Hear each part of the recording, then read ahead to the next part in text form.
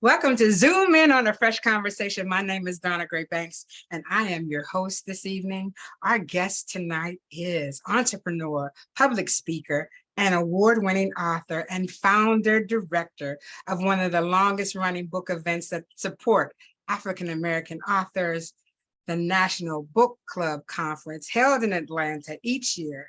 And his name is Curtis Bunn. Thank you for being here this evening. Hey there, how are you? Thanks for having me. Zoom In on a Fresh Conversation is sponsored by Iris Diamonds LLC, brought to you by the F.R.E.S.H Book Festival, which will be held in the beautiful city of Daytona Beach on February 23, 24, 25 in the year of 2023. Please mark your calendars. If you have a question for Curtis, please leave it in the chat room. We will get back to it at the end of the night. And welcome, Curtis. Thank you so much for being here. Please take a... How do I get an invitation to this conference? I mean, I've been hearing to about my book festival? Yes. You got it right here today. I feel like I've been left out. Listen, let me tell you, today you are a featured author. It is the 23rd, the 24th, and the 25th of February. And no, I've been wanting you to come this whole time, but you got an inner circle I had to get into. I had to slide into it in order to make that happen. So I appreciate that. So please mark your calendars. I will send you an invitation. And so Curtis, please tell us a little bit about this. Well, I'm here because I write books, and I haven't been writing books all my life. I knew I wanted to be a journalist though when I was 13 years old. And so I started working at the student newspaper when I was in high school on that path. And not because I thought I was a good writer, but because my English teacher brought up the notion of being a journalist. I wanted to be an NBA player. So it didn't really matter what he said until another class told me an assignment was to write about a career. And the teacher said, "You can't write about sports, Curtis." And I'm like, what can I write about? Mr. Overton had mentioned journalism to me when I was 13. And so I looked it up, and at home, the encyclopedias back then, we had the World Book Encyclopedias, and we had the J by then because you used to buy them in increments of 3 or 4 at a time based on your payment plan. Right. But we had the J, and then in about the 9th paragraph, it says some journalists make up to $500 a week. And so like, yes. for a 13-year-old, that sounded like a lot of money. So I said, let me pay attention to this. And I really fell in love with it. And so I spent my career when I went to Norfolk State University, worked on the school newspaper for all 4 years, graduated with 3 job offers, and started working as a journalist in 1983, and still has been working in that regard ever since. But I was always a reader. We always got Christmas books at Christmas, and I read them and I loved them. And I was reading Waiting to Excel in 1992 on the beach in Hawaii. And I was like, this is a good book. I enjoy this. I can do this. And then, I sat at my computer when I got back and couldn't write a word. And it took me 7 years to start my first novel, which ended up being Baggage Check. But that's the origin of me writing books. And writing books. You're a professor. Yes. Later, I became a professor of journalism at Morehouse College for 4 years. Then I went back to my alma mater at Norfolk State for 4 years, a visiting professor, teaching creative writing. So I've done a little bit more than what I've expected when I was a kid. I just wanted to be a sports writer, and so much has evolved from that. And then you were an editor on a website for a long time. You're not still involved in that, right? No, Atlanta Black Star. I helped launch that website, which is, I think, the most viewed website that focuses on Black news in the country. It is. It definitely is. And so you haven't been doing anything for the last 25 years, I see.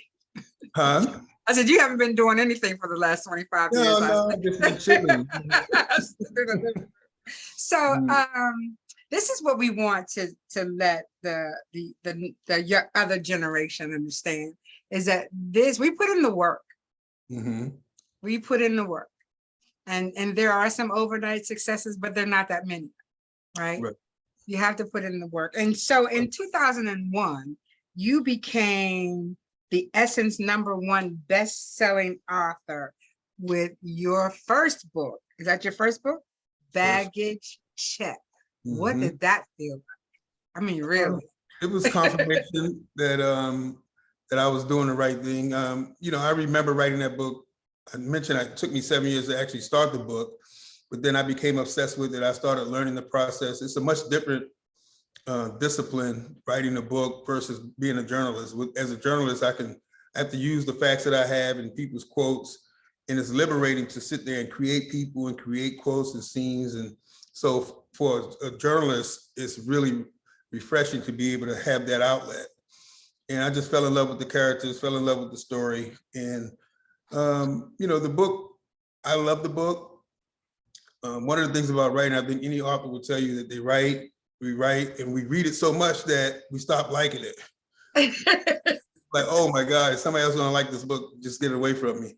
And then it was very well received. And I met with a lot of book clubs that first year.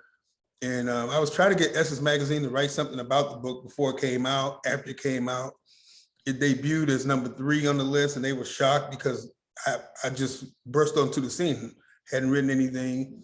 And then 2 months later, it was #1. So they were very surprised. And then they started calling me, trying to figure out what was going on. But it was very affirming, and it really kind of was the springboard to me writing 10 more novels. So that book was under a publishing house or was self-published? It was a publishing house, A&B Books, Black-owned publisher out of Brooklyn.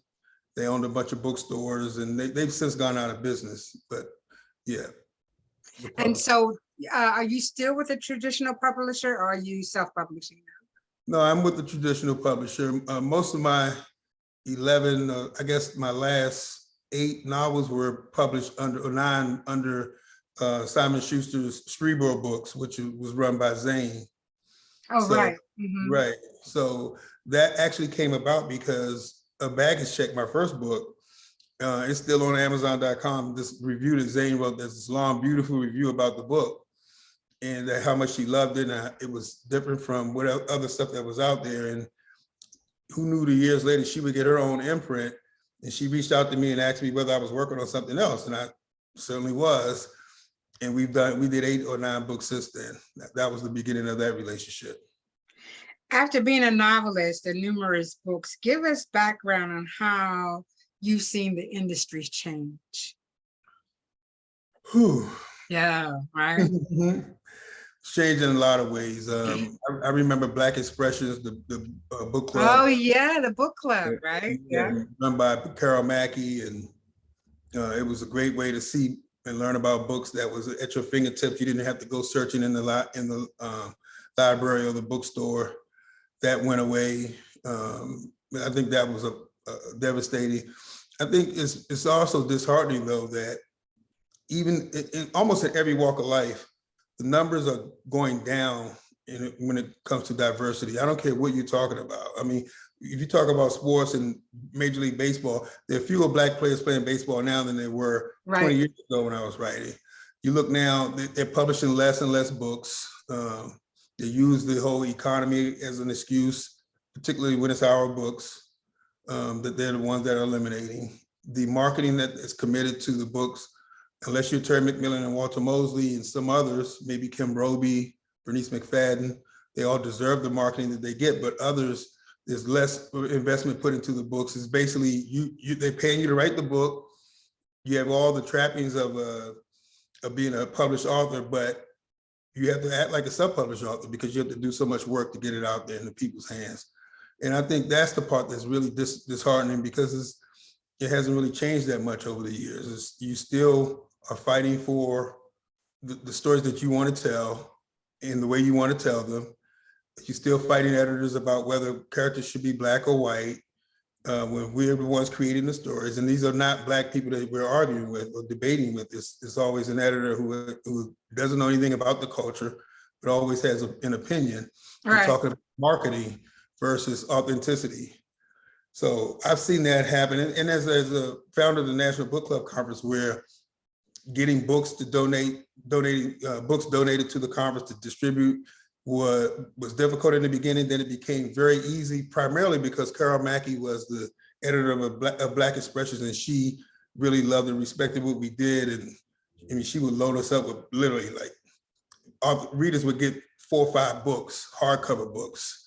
At the door. At the door. Yes, with your registration. Mm-hmm. That went away. And so now it's been a challenge every year to try to get books for the gift bags. So so the commitment, I don't think is there as it used to be. And that's the most frustrating part. Now, well, we can get to that later about editors and how they feel like the character needs to be changed. But when you're writing in a certain genre, any genre, and you don't say that particular person is a certain ethnicity, so why you can make that person anything you want, right? I mean, they do it in the movies all the time. That's right. Certain character is written for somebody, and Kevin Hart will come in and say, I want this part, and it switches up. So yeah, it gets to be a little disheartening. So of all the books you wrote, which one was the hardest and which one was the easiest? Well, the hardest is easy. That's the one that I wrote with 4 other great journalists. Say their names, How Black Lives Came to Matter in America. Came out last October. Yes. Because it is a nonfiction book that chronicles what has took place in 2020 with the social justice movement and the pandemic running concurrently, and it required a lot of research. And I knew intuitively and knew in my mind about certain atrocities inflicted upon Black people, but through the research, I learned even more.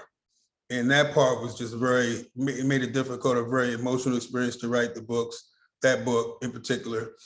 The easiest book to write, wow, that's a tough one because I don't think any of them are easy. They're all fun, they're all challenging in a way.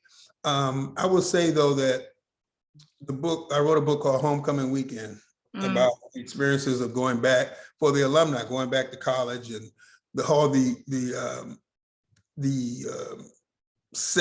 idea of sex is floating in the air, or connecting with old flames, or wanting to create new memories with old flames, or people maybe you didn't have anything with but want something with now. That was more personal to me because I wrote it based on what happens at Norfolk State University's homecoming. And it was more rewarding to me because everybody who read that book from any HBCU said, this was my homecoming. This is it. So that one wasn't a difficult book to write. It was certainly 100% fiction because many people said to me, why you write about me in this book? I'm like, I didn't think about you. But that was a book that was pretty easy to write because as I thought about it before I started writing it, I kind of knew where I wanted it to go.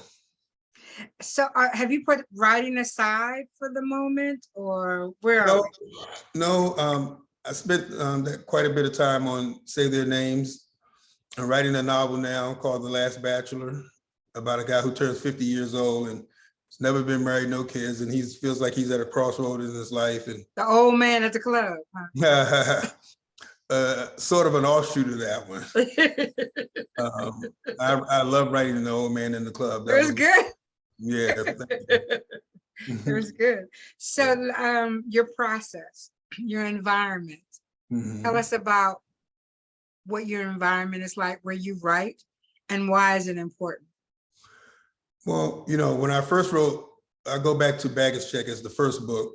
My daughter was living with me most of the time. So I wrote primarily all of that book after she had eaten. We'd finished her homework, she'd gone to bed. So from maybe 11 a.m. to 4 a.m. Sometimes if I was on the road, I would stay up and write all night and then get her up and take her to school in the morning. Well, I can't stay up that late anymore. Right, understood. Yeah, that's a sign of aging, which I don't like. But now I write when it's quiet. I still write at night though. Very difficult for me to write during the day.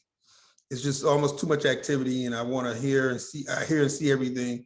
I write as a journalist during the day mostly. At night, I feel like I'm a little bit more creative. It's a little calmer. We live right in the city in downtown Atlanta. So, we hear sirens and we hear people on the street sometimes. Around 10 o'clock, 11 o'clock, it starts to ease up. And that's when I can focus. But you know what? I always have the television on. So for you to not even have a television, that's pretty amazing. Not that I'm watching the television, but I will, maybe I have a slight case of ADD, I don't know, but ADHD. Yeah, I'll look up and try to look at Sports Center or something, or maybe a good movie or something like that, just to not, I don't think I can write 8 hours straight just nonstop. I need a little bit of a distraction to write.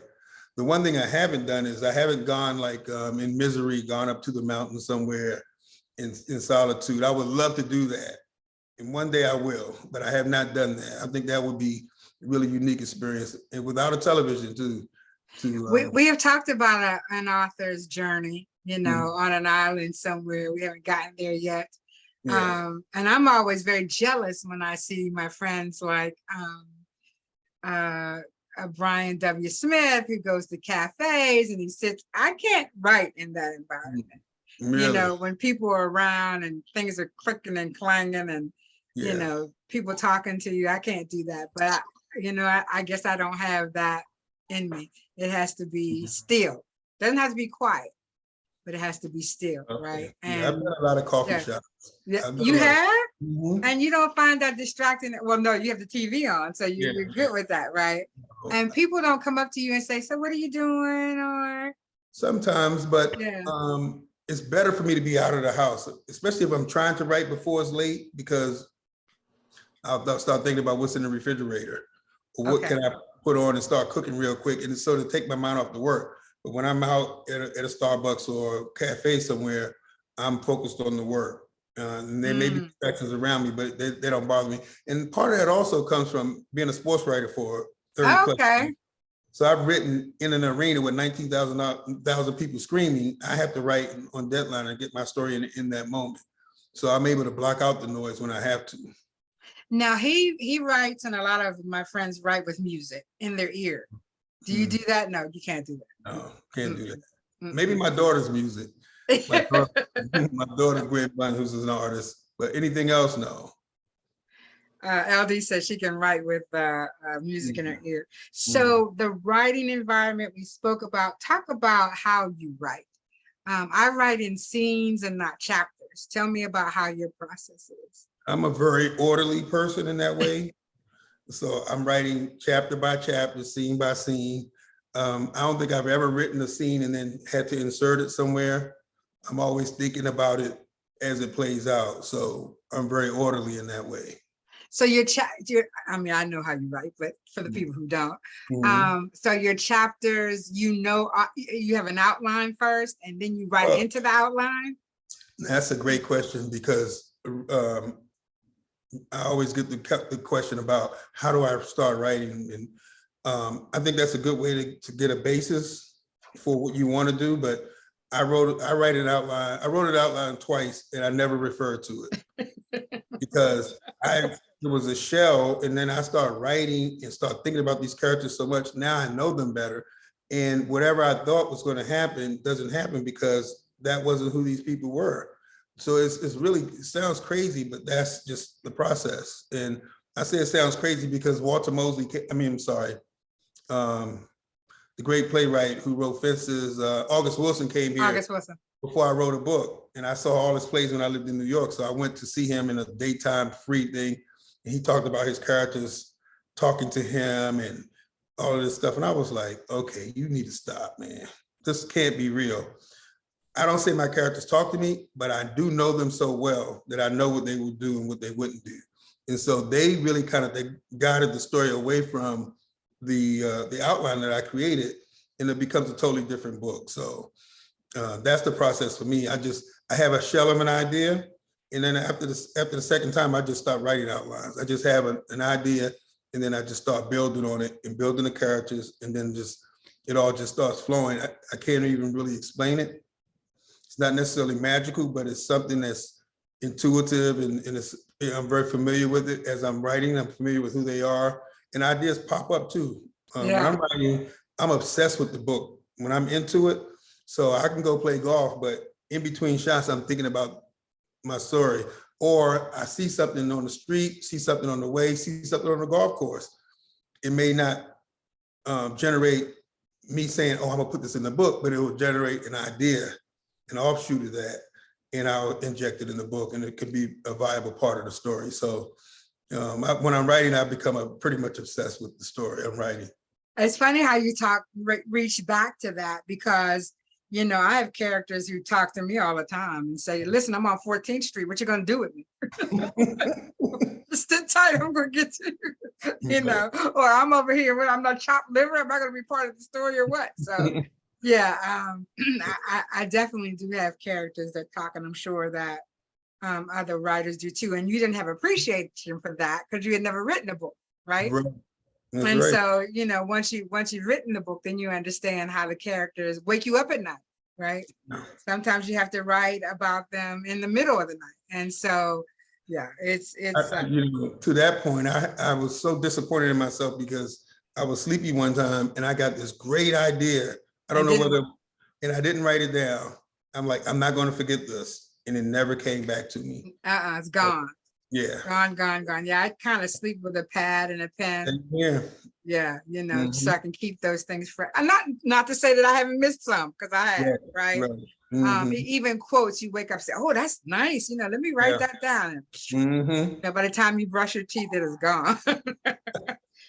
So from a journalist, professor, website editor, to the National Book Club Conference. So tell me, how long have you been in the business of the National Book Club Conference? And why did you think it was important for African Americans to have a platform? Well, it goes back to my first book. So much goes back to that. So I mentioned I was trying to get Essence to write about it.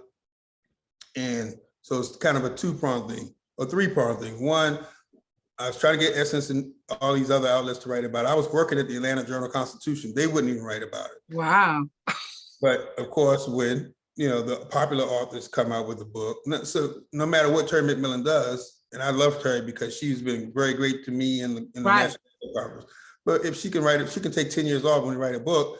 It's gonna be plastered all over the place. So that inspired, that thought was always in my head.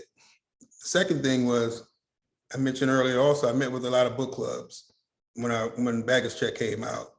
And I left each of those meetings feeling invigorated and uplifted, like I do when I leave church, like I was better for the experience.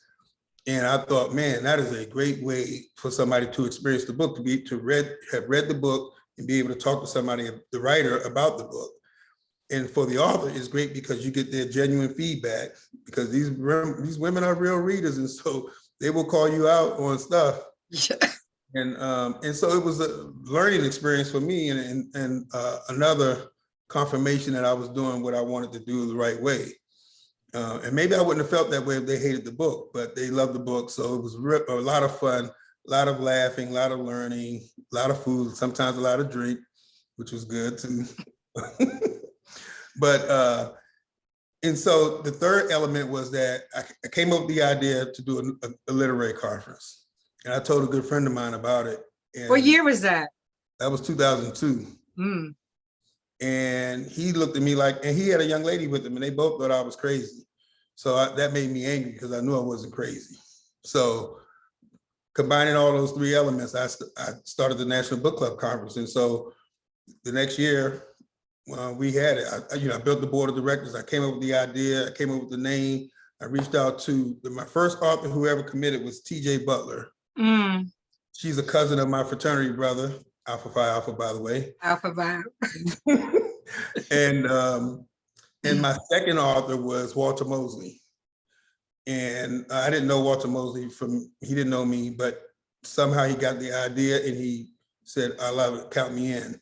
And that was great for me because when I called Kim Roby or emailed Kim Roby and Omar Tyree and everybody else who came that first year, I could say Walter Mosley was coming, and that legitimized it. And that was the beginning. So after the last day of the conference, Walter Mosley and I had breakfast together. He was like, man, you're onto something amazing here. This was unbelievable. And so since then, we've been rolling. If it weren't for COVID, this would be the 20th. This would be the 20th event. Wow. Next week, as it is, it's the 18th National Book Club Conference. And so it's held in Atlanta because that's where you live, or is it held in Atlanta because you felt that would be a magnitude where it would survive and thrive? Both. A place where, okay. Yeah, both. It's easier to manage from here, going to the hotel, working out logistics, but also seemingly everybody knows somebody in Atlanta. So it's an opportunity for people to see some of their friends and family. And also because of Delta and Southwest, and I think it was Air Tran there when we started, you could fly almost anywhere around the country direct to Atlanta. So I felt like it was a convenient hub to have it. Now in 2007, for the 5th anniversary, we took it to Ghana, West Africa. We didn't even have a conference here. 2012, we went to Johannesburg and Cape Town, South Africa. And since then, we haven't done the conferences there, but we've taken trips to Italy in 2015, Spain in 2017, Greece in 2019, and we just came back from Morocco and Portugal. So it's evolved into so much more. And we read books about those countries when we go. And we met with authors, Ghanaian authors and South African authors when we were in those countries. So, but primarily we're here. And every other year we take a trip, but primarily we're here for the conference. I guess all of them except 2 have been here. This is not one of the questions, but I want to, just for the audience and for our younger writers, tell them how important it is to write the book and then do something else, right? Don't just write the book and think that the book is going to, sell itself, but, build on your characters.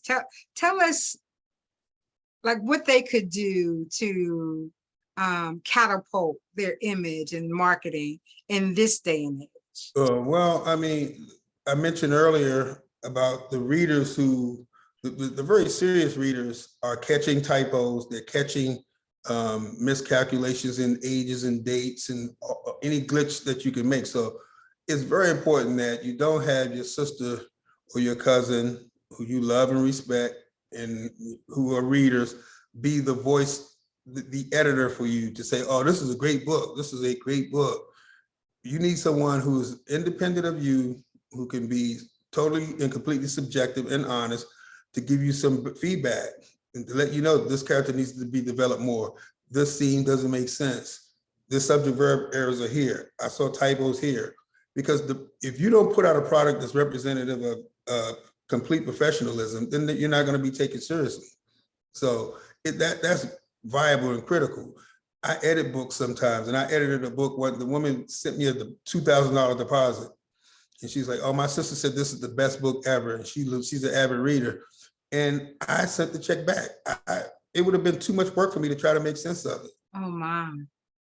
Now, it's not easy to just give $2,000 back. Right.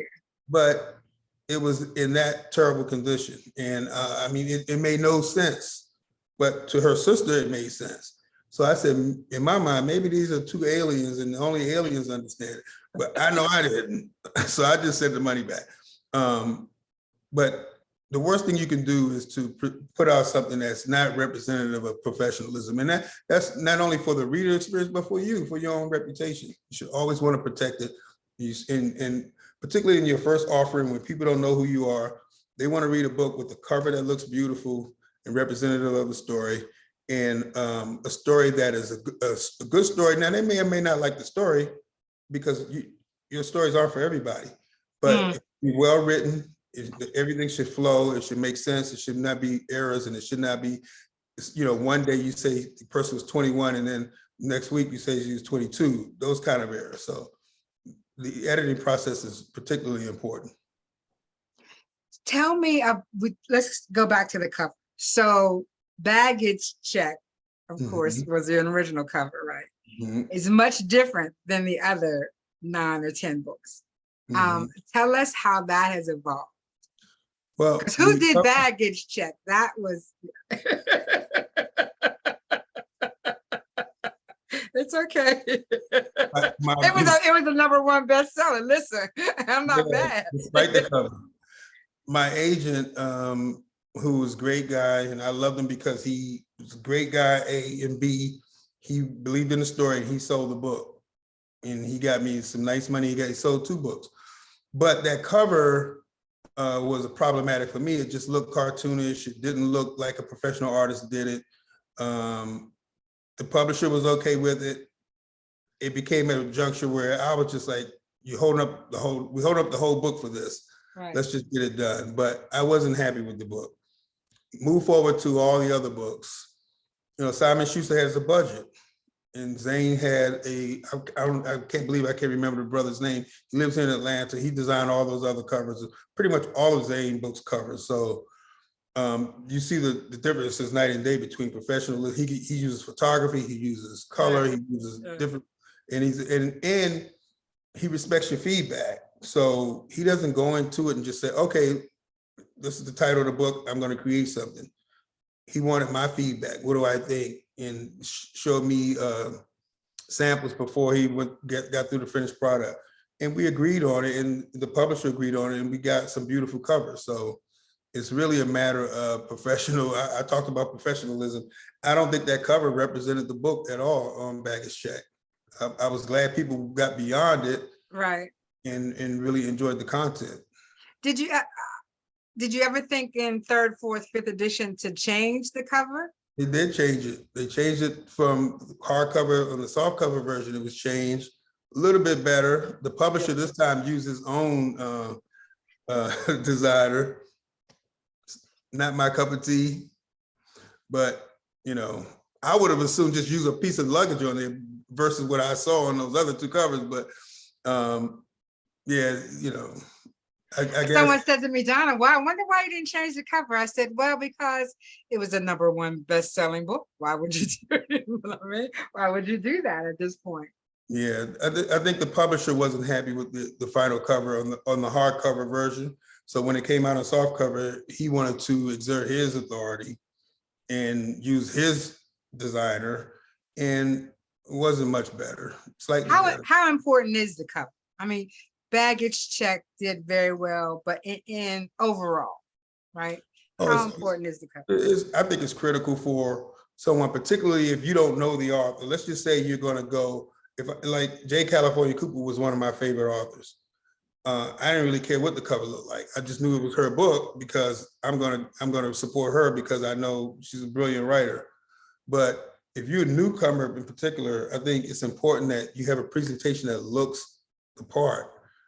If you have something that looks amateurish, then it's going to influence someone who's just saying, I want to go buy a new book today, and let me look at these books. Or even I'm at an event and I'm going from table to table, I'm looking at these book covers. Because I don't know the author, the book cover is going to be influential. Obviously, you and your elevator pitch about your book is going to be important, but I'm a visual person. I know if the cover looks professional, chances are the contents are as well. So it's critical. It's critical. And I've seen some self-published books with some amazing, spectacular covers. And I can tell those people, went through all the machinations necessary to make sure that it was representative of their work. Yeah, I think it's important too. Yeah. So I want to get to the conference. Tell us about the lineup. It is August 4 through 7, 2022.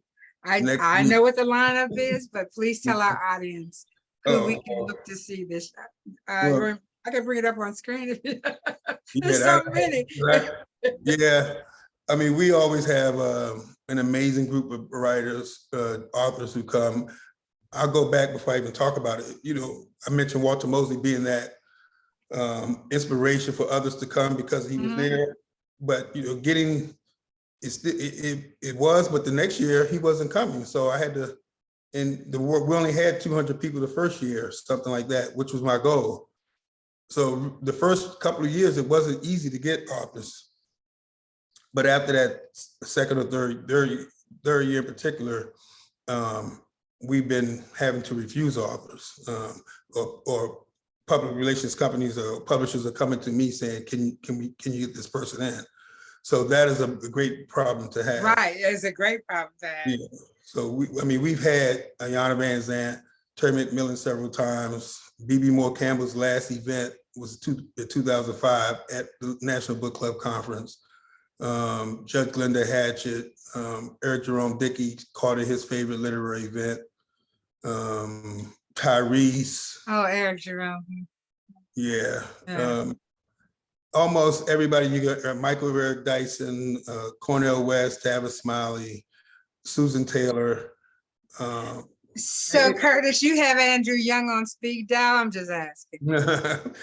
Andrew Young is my fraternity brother. And his co-author is my fraternity brother. Okay. Who was my colleague when I worked at the Atlanta Journal-Constitution. So that's how that got generated. I reached out to Ernie Suggs, who's the co-writer with him, and Ernie put me with his people, and they looked at about the conference, the history of it, and they said count them in. So yes, we have Ernie, we have the ambassador Andrew Young, we have Aunt Vi from Queen Sugar, Tina Lifford, we have Carl Weber, who's going to debut one of his television shows for us. We have via video Tamron Hall from CNBC, MSNBC, who's an author now. Right. She donated 325 books for the readers. Victoria Christopher Murray. Oh, Victoria. Yeah, and so many others. And here's the thing about this. The reason I started this, I think I mentioned that I was going there, and I maybe didn't say it. I was very frustrated when Baggage Check came out. I couldn't get anybody to write about it or get any publicity. And so I wanted this conference to be about introducing readers to other authors other than Terry McMillan and the big time authors. But I need them there to get the readers there. So Tony's been to countless conferences. She's been a big part of the conferences on top of that. And I always encourage people, go and see 4 authors you never heard of before. I promise you will enjoy them. And people have to, it's such a great group of people. They've done that, and they come back saying, "Wow, I'm glad I went to see this person. I'd never heard of her before, but I bought her book. It was a great discussion." So I really want this conference to be about discovering new talent, because there's so much talent out here that doesn't get the marketing budget, that doesn't have articles written about them in essence that comes out. And the opportunity to expose them to these serious, wonderful readers is what really inspires me to do this year after year. So registration is closed at this point, since it's next week. Is that correct? Yeah. Yes. So registration is closed, everybody. You cannot register. But if you're a reader, and if you're an author who wants to make connection, tell us, Curtis, how important it is for authors to understand that it is about selling the books, but it's about connecting with people while you're there.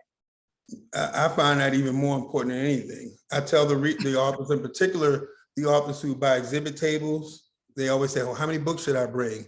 And I give them a ballpark. I'm saying, but bring a notepad and several pens, because the beauty of this is to make these connections with these serious readers around the country, so that they'll invite you to their book club. One book club buying a book is much more important than one person buying a book. So make these connections, build these relationships, and you can't even put a value on that. You can't put a value on it. Mm-mm. No, you really, really can't. And yeah. And so thank you for solidifying that for me, because I tell them all the time, yeah, you might have bought 30 books, and you might have only sold 10, but who did you meet? How many people did you interact with? Did you get your email list set up, right? All of that is part of that booth, you sitting there and making those connections.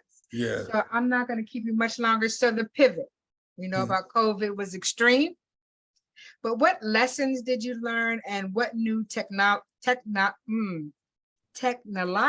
ideas came from overcoming? Say that about 5. You mean as it relates to the conference? Yes. Well, I resisted the urge to do a virtual conference, and I did it for one reason. What I've heard, because after every conference I do a survey, and what has made the National Book Club Conference what it is, based on what the readers share with me, is that personal connections that they make with the authors, who sit at the tables with them at breakfast, who are hanging around in the lobby, who are going from table to table, or going to other book club meetings, or at the semi-formal dinner.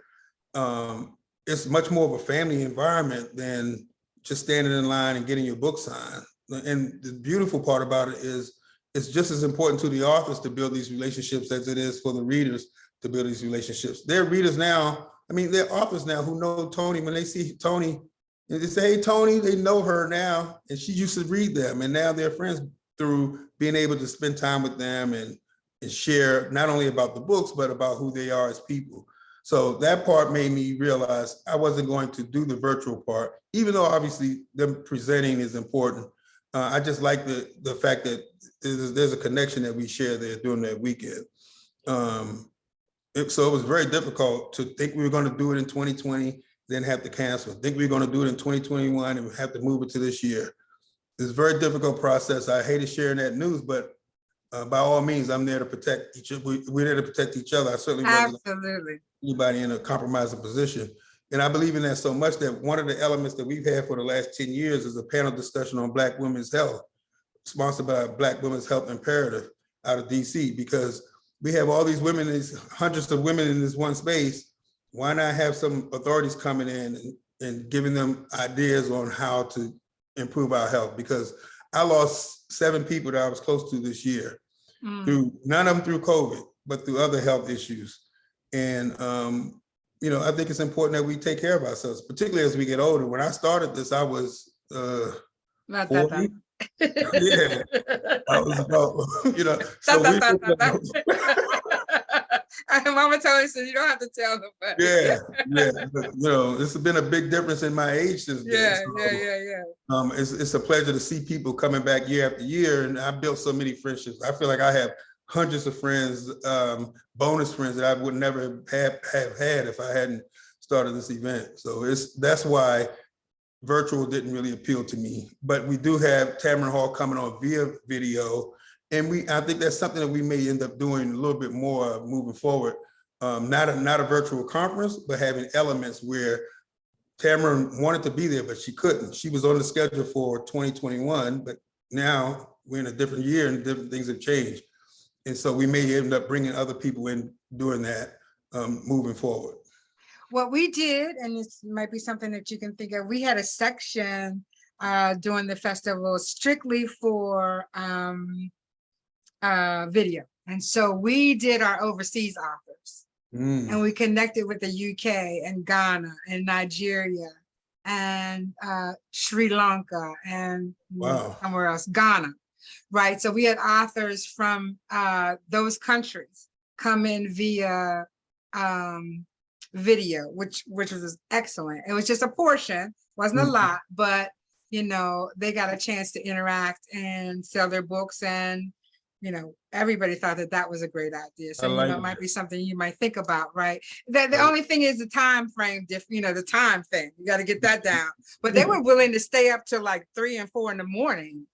To be their craft. I love it. Right. So something you might think about. And we also connected with Mr. Simon, David Simon from the National Black Book Festival in the UK. So I'm going to give you his information because David is a historian. And so I don't know if you can do it this year with him, but he would certainly come next year and be on and tell his story. He's got a serious story to tell too about, you know, coming up with a festival. So it is 8:48, and I need to ask you if you have anything else you want to share, and if not, I will ask you for a pearl of wisdom. I would say that I'm sorry to those of you who would want to come to the conference this year that it's too late. Blame it on Donna. She should have invited me before now. But you know, next year we're going to be back in Atlanta, July 28th through the 31st. We're going to have early registration, which is be $100 discount for like 3 weeks, starting on August the 4th. Our website is nationalbookclubconference.com, so that information will be there. You should come, save yourself $100. You save $100, that's like 5 hardcover books. Yeah. And Tony's been coming. I think it would be incumbent upon, because I don't like talking about the conference because I experience it in a different way. You know, I'm making sure everybody's having a good time. I go to sessions 2 minutes here, 3 minutes there, but Tony and others get a chance to really absorb the whole thing. And that's what keeps me going, hearing their feedback, because they are the ones who are giving me the honest information about what it's like. So we're going to look real quick and see if we have any questions in the chat. No questions, just comments. Okay, so I need your pearl of wisdom, please, sir. Pearl of wisdom, man. Who said I had wisdom? The one thing I would say is that You've been in this business this long. You got to have some wisdom, my friend. well, I'm sorry. yeah, we have a session every year called "Want to Write Your Book? Here's How." And that session is led by an author who was an expert on self-publishing and gone through all the processes of what that's like. And when I hear from people all the time, it's like, I want to write a book. What do I need to do? What is my advice? And my advice is this, Pearl of Wisdom: write. Yeah. Just start writing. Yeah. Even if you don't know where it's going to go, just start writing. Start building characters, because to sit around and think about it all the time, you'll waste 7 years like I did on my first book. So just get started writing. There are all kinds of books you can read that'll kind of give you some guidance, and maybe I and other authors can give you some guidance, but you can't start without starting. So you have to start writing something, because if you have an idea, you have some notion of where you want to go with it. Sit down and start typing that stuff out. There was that movie, Finding Forrester, with Sean Connery. Oh, yeah. Okay. Yeah. The author who wrote this one book that was a bestseller, and he became a legend. The young black kid from the Bronx who was very talented. And he told Sean Connery told him that in the movie, something about just typing, just feel your fingers typing. And I think that's a smart idea. I know that's what I did when I wrote Baggage Check. And then when I go back to writing The Last Bachelor, my new book, this hopefully will come out next year, I'm just going to start writing, because I have to read it all over. I've written maybe a quarter of it. I know, right? Yeah. And you got to start from the beginning. Yeah, and build up. But I'm going to just start writing. So for all the aspiring writers, please just start writing, and then you can make sense of it later. But if you have something down, it can spark ideas and give you some rhythm to the notion that I can do this, versus looking at an empty screen. Yeah. Thank you so much. And thank you all for being here this evening. And say their names. Red Dot Book. Oh. Got them all seized today. That was good. I love Mama Tony. Look at her, Curtis. Yes, that's my girl. Yeah, he's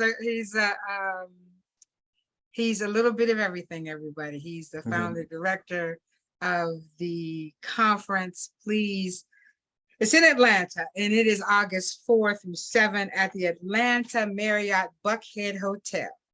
Doors open on Thursday, August 4th at 1 p.m. and go to www.nationalbookclubconference.com for more information. So thank you, everybody. Curtis, thank you. I'm so flattered to have finally met you. I'm just honored. And we'll see each other again really soon. Yeah, thank you, everybody. Good night. I'll see you Thursday. Yeah. Right, Tony. Safe trip. Mama Tony will see you on Thursday. Okay. All right. Good night, everybody. Thank you. Thank Bye-bye. you so much. Good night. Hey, Davina, how you doing?